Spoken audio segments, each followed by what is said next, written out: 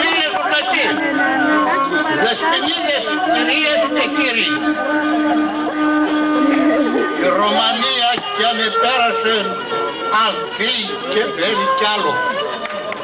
Ναι, είναι αλήθεια και η δούλη απόδειξη.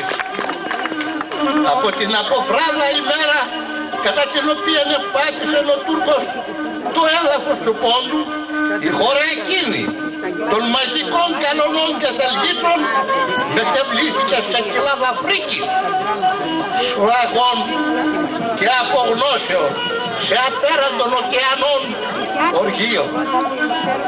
Αλλά ο ελληνισμός του Πόντου με το πείσμα του και παλεύοντας και αντιστάκοντας την κοινοτρόπους κατόρθωσε να παραμείνει παρόλες τις καταστροφές ακίνητος, φρουρός και κύριος της πατρικής κληρονομίας και να παρουσιάσει τέτοια ανάπτυξη πνευματική και οικονομική ώστε να μπορέσει να διεκδικήσει ειρηνικά αλλά και με ασφάλεια τη θέση η οποία του αφαιρέθηκε δια της βίας.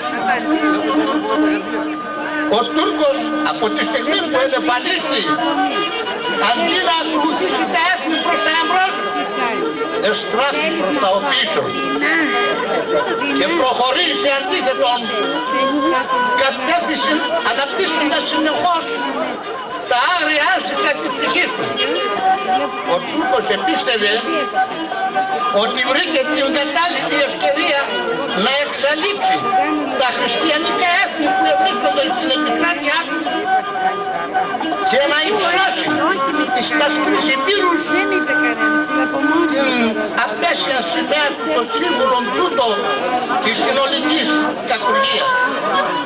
Σε καμία ιστορία λαών, σε κανέναν αιώνα αναφέρονται παρόμοια εγκλήματα σε υπηκόους ή μη μόνον στην Τουρκία.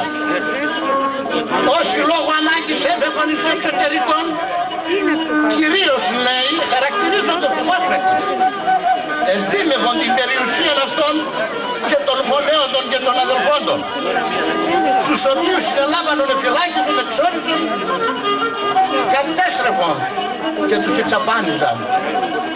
Σύζυγοι επιχωνίστησαν, διαπώντας σύζυγων και μητέρες εκυφιακίστησαν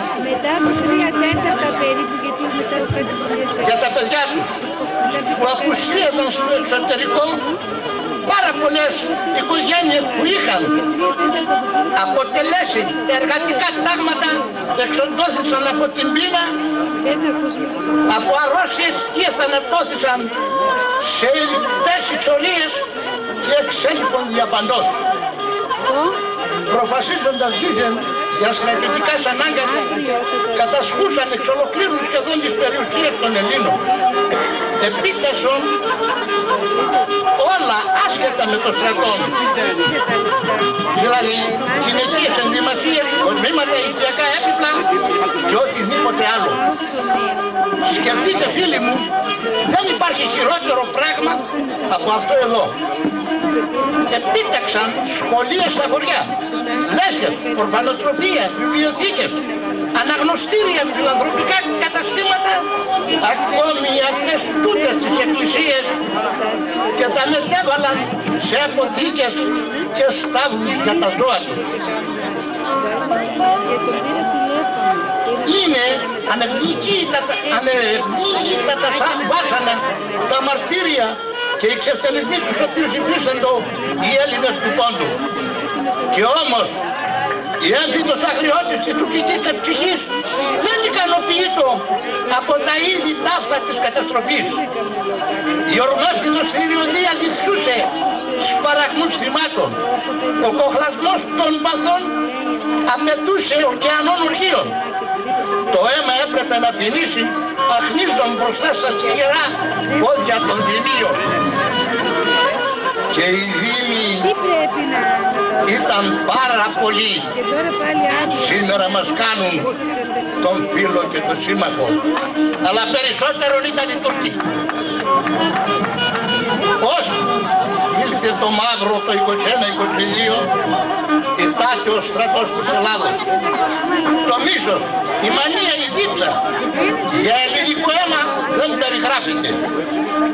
Αναγκάζονται λοιπόν φίλοι και καλεσμένοι οι πρόγονοί μας να εγκαταλείψουν τον τόπο που επί αιώνες έζησαν, μεγάλωσαν, τον ελάμπρυναν με έναν σπουδαίο πολιτισμό. Γράμματα, επιστήμες, εμπόριο, με ανθυράν οικονομία, ερειπείο θάλμου να καταστρέφονται και να παίρνουν το δρόμο του ξεριζωμού. Νέοι, νέες, γέροι, γριές, κορίτσια, νοικοκυρές, πλούσιοι, φτωχοί, όλοι στο δρόμο που πάει και πίσω δεν γυρνάει.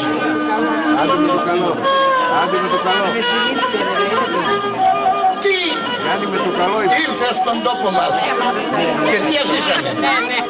Από 1.750.000 χριστιανούς Έλληνες επέστρεψαν 697.000.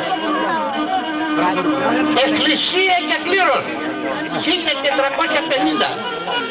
Πόλεις 11, κομμοπόλεις 41, χωρία 1013, γυμνάσια 3, ημιγυμνάσια 7, σχολαρχία και δημοτικά σχολεία 1047, καθηγητές, δάσκαλοι και διδασκάλισσες 1236, μαθητές και μαθήτριες 75.953, μονέα Ρένων 12, Θηλαίων 10, παρεκκλήσια 1647, φιλανθρωπικά σωματεία 14,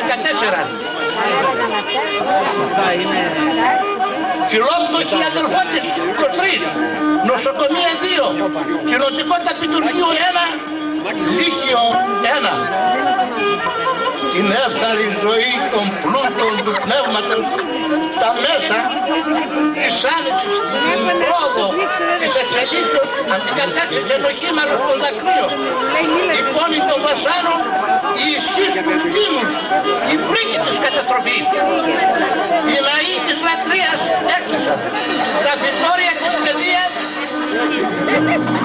εσύγησαν, η γραφή των σοφών συνετρίβει, είναι ό,τι χάρμα και στήριγμα της οικογενείας μετετράπει εις κλείδινο ναυτής.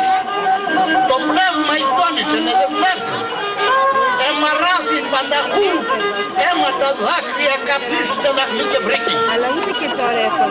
Έρευος ασελήνου νυχτός, διαρκούς ολοκλήρων αιώνων. Μαύρη περίοδος ωκεανών οργείων. Κανένας λαός δεν θα είχε δυνατόν να επιζήσει.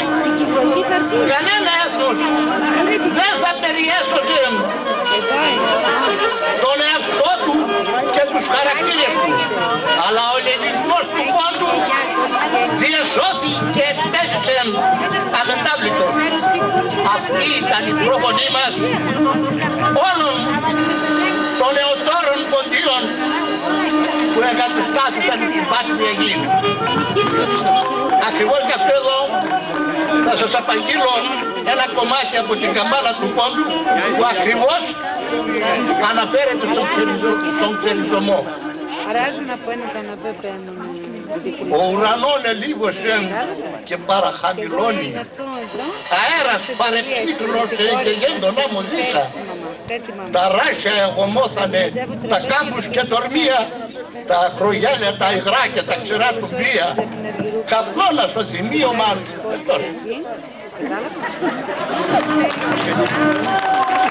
Να ηλύει εμένε σκέρχοντα, να ηλύει εμένε πάθα. Έμπρε πάνικο δέχτενες, έμπρε και οι νυφάδες, μυρολογούν οι κοκκινές και κλέβουν τα κορσόπα και ακούσουνε οι αγούρους, οι γέροι και τα παιδόπα. Συντέχνευνες, συντανασύνανε και σύτε καταρούνταν, τα ράσια παντιβοούν, τα κάμπους παφουκούνταν, εθαρείς και λαΐσκουνταν, θαρείς και λαταρίσνε, εθαρείς και σπάστανε και εκείνα και σουμώνε. Να ηλύει εμένα, βά εμέν, το μάτι μου το ελέγχνε. Από θαμέμπος προσπαθούν και φτάνε λετανία. Μετά για τα εξαπτέρυγα, μαθμένα τα κερία. Με τα ξυλένια τα σταυρά σας λείψαν απ' την κουβάλια. Μακριά μαύρα και τρανά, ψηλά μογκυπαρίσια. Σύνε την πεγόμωσαν, τι ζήγανα στη στράτα. Η στράτα γέντουνε ποτά μέσα πολλά τα δάκρυα. Και λάτα δάκρυα έπηγαν και γένταν κυπαρίσια. Και γονατίσεις φύγανα σε καμονή στο βάρος. Άμμον, γέρος ηλέχρονος, το κάντο ασημένε. Πάει μπροστά και ακουθούν η χάκα τσακιάτρα, η σάντα η φιλόχρονος, η σερίανα, η άρδασα η φώτια, με τα χωρία τα μικρά και τα κεφαλοχώρια, με τα εκκλησία στα πολλά και τα μοναστήρια. Ο ΕΣΕΤ φυτρών ανθρώπους και το γουλά τους σκιάδες, το μαύρο το καράκαπαν, κι άλλο μαυρό νεγέντο, δεν προλαβαίνει το σταυρί, η μουσιανα κλωδάτο, με το παρτίν τη βαρενού και το νικάτσεντάμαν, η μασούρα και το ζαντόν τα γέργη το χωρίος, ούλια τα κάστρα και τα τόψ, όλο έραντε κίσα. Το κακαπάζε βουίξεν και το μετσικεσίεν. Και τα επάβλε το ρεσίμ τρανόν μποράνε εξέγγεν. Με τα ρεσίγαν τα νερά την ύμνη και φουσκώδαν και ξύγαν και εγόμωσαν μαύρο νερό στον τόπο. Απέφιδίσαν έκλαιεν ο Άιος Ζαχαρίας, αμονοφιδείς σύριγμα και κόλαξε σε αέρα. Το κλάψιμο εγόμωσαν ολόερα τουρμία. Εγρέθαινα στο σύριγμα νηδίσε και εσκώθη. Θεέ, σύνε πεμφάνθανε και σέβανε τη στράτα. Η κρόμ, τη χαρά στο πουλί, τη τραγωδή η μάνα, μωρούκα σε έναν έχτισε ένα σύνυρα των τσίνων και μπήκε φορτοδέματα και μαντζά στα κόρδα. Και φόρτωσε μια κλερός, το λείψαν ότι ψήσαν και αρχίνησε το κλάψιμο και τη μυρολογία. Ασο.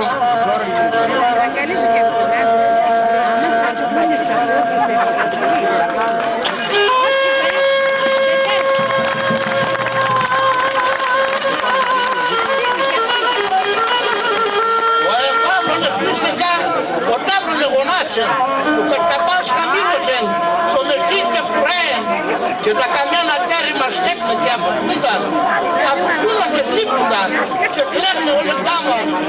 Θεέ μου, δείξω μας τη δύναμη, χριστιάτισον το θάμας, πίσω με πέτρενον, θρεμόν, άμον τα λογοστάρι, πίσω με πράσινο λιβάδα μου τα λιβαδία, πίσω με σάλευτο ρεσί, άμον τον Παύλων, να μην μπορώ να προπατώ στον τόπο να απομένω. Έχω τσεπή απότιστα, παθέριστα χωράφε, έχω πρόβατα νάλμιχτα και γίδια αλμέγω, ταχτήναν θέλε το πλημί, ροήζε λεταρνία, το σκυλίαν κουρνούντανε και το μανέν περνάνε. Φύγα τα πόρτας ανοιχτά και παρατήρε. Δεν μπαίνε άρα σκιάνι μου και ζάζουν την καρδία. Διένδυξον τη δύναμη, Χριστόφισαν το θάμας και τη μάνα. Συντέλεγεν και συντέκλεγεν και σύμπιαν αξίδεν. Έρθε και παραστέκετεν η κάλο αδελφία, η κοκκυρά η γήμερα, τα σακορφοβοκάλε. Τα σονεένεν τα αρχινούν και έρχοντας στους 40, τα δάκρυα την ερμηνώθανε και γέντανε ποτάμι και ποταμίες στο ποτάμι και δάκρο χαλαρδία. Ευχαριστώ.